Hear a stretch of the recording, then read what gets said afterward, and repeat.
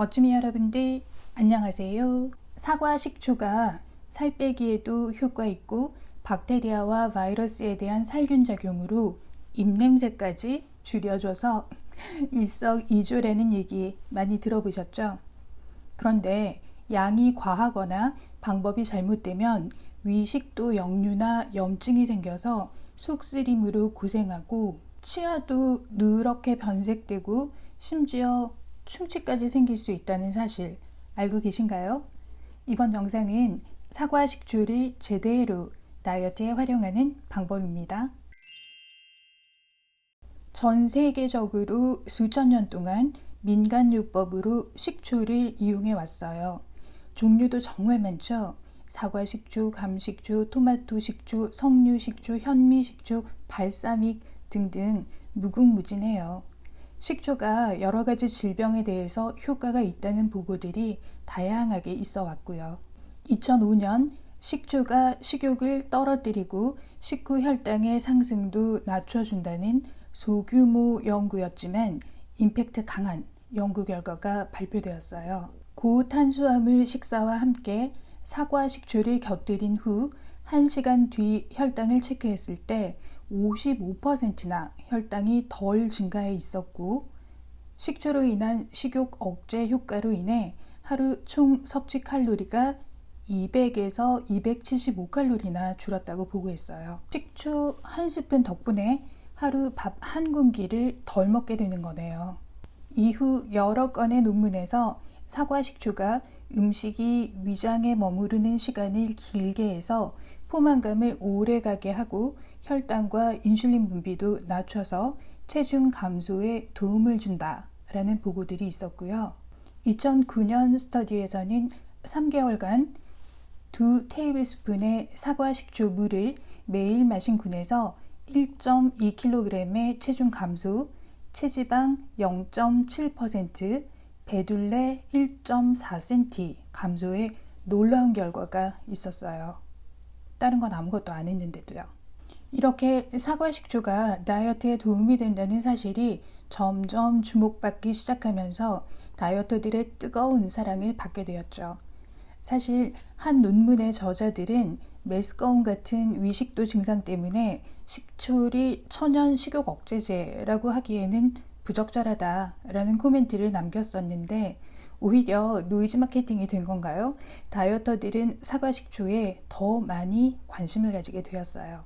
결국 식초의 비만, 고지혈증 등 여러 가지 질병의 치료 효과에 대한 기존 논문들에 대한 리뷰 아티클이 2016년에 드디어 발표되었어요. 식초가 비만, 심장병, 암, 세균 감염 등 다양한 질병 상태를 치료하는 데 도움이 될 가능성이 있다라는 게 결론이었네요.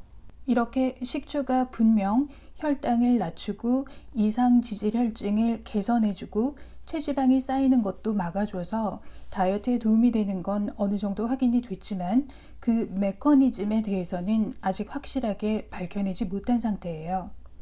하루에 얼만큼 어떻게 복용하는 게 좋은지에 대한 공식적인 가이드라인도 아직은 당연히 없는 상태고요.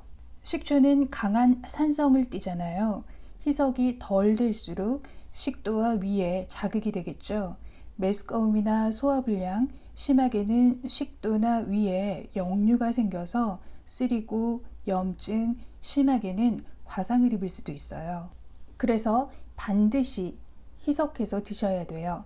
보통 적절한 용량은 하루 토탈 2-3테이블스푼으로 아빠숟가락으로 하시면 됩니다. 아빠숟가락 한 스푼, 즉 15ml를 10배 이상의 충분한 물에 희석해서 식전에 드세요. 각자 용량은 취향대로 살짝 조절해서 드시면 되고요. 저는 아침에 일어나자마자 큰 머그컵에 물 가득 300ml 정도 되겠죠? 거기에 사과 식초 한 테이블스푼 넣어서 원샷합니다. 그리고 나면 화장실 신호도 아주 잘 오니까 응용해 보세요. 사과 식초의 섬유소인 펙틴 성분이 변비에 아주 좋아요. 그리고 잠이 확 깨면서 기분이 더 상쾌해집니다. 올리브 오일과 사과 식초를 취향대로 섞어서 샐러드 드레싱으로 드셔보세요. 맛있어요. 화상도 주의하세요. 식초가 강해봤자 얼마나 강할까 하는 분들 계시죠? 미국에서는 식초의 강한 산성 성분을 이용해서 셀프로 점 제거를 하는 사람들도 있다네요. 그러다 한 아이가 14살이었는데요. 케미컬 번, 화학 화상이라고 하죠. 일반적인 화상보다 손상이 심하거든요. 화상 부위 손상이 심각해서 논문에 실린 적도 있어요.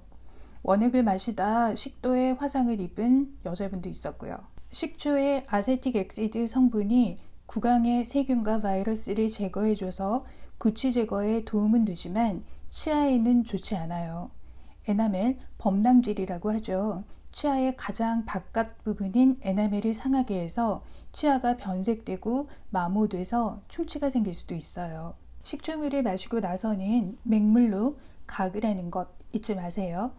이 닦는 것도 30분 정도 기다렸다 닦아야 에나멜 손상을 피할 수 있습니다. 또 다른 방법은 스트로로 마시는 거예요. 빨대로 마시면 치아에 식초물이 덜 닿겠죠? 제대로 된 식초를 고르는 방법은 뭘까요? 시중에서 많이 판매되고 있는 저렴이 식초들은 천연 발효 식초가 아니에요. 원래 사과 식초는 사과를 발효시키면서 사과의 당이 알코올로 변하고 알코올이 다시 아세트산으로 변하게 되어서 식초가 되는 거라서 한 달 이상의 기간이 필요해요. 천연 발효 식초에는 유기산, 바이타민, 미네랄 등의 건강에 좋은 성분들이 많이 들어있어요. 그런데 보통 마트에서 파는 저렴이 주정 식초들은 2, 3일 만에 단기간 동안 속성으로 곧바로 알코올에다 초산균을 넣어서 발효시킨 거잖아요. 그래서 영양소는 없고 합성 착향류, 액상 포도당, 인공 감미료 등이 들어간 거예요. 사과 식초를 구매하실 때 반드시 천연 발효한 것으로 고르세요. 요즘은 쉽게 천연 사과 식초를 찾을 수 있으니까 성분을 잘 확인하고 구매하시면 됩니다. 제가 이마트에서 살 때 10,000원보다 싼 가격에 산 것 같아요. 오늘의 요약, 사과 식초는 다이어트에 도움이 되지만 하루 3큰술 이하로만 복용한다. 반드시 10배 이상 희석해서 마시고 마신 후엔 맹물로 가글한다. 이는 30분 지나서 닦는다. 천연 발효 식초를 골라서 마신다. 멋짐이 여러분들 더 멋져지는 정보 준비해 둘게요. 감사합니다. 당신의 건강과 멋짐 늘 응원하는 닥터리다. 구독, 알람 설정 감사합니다.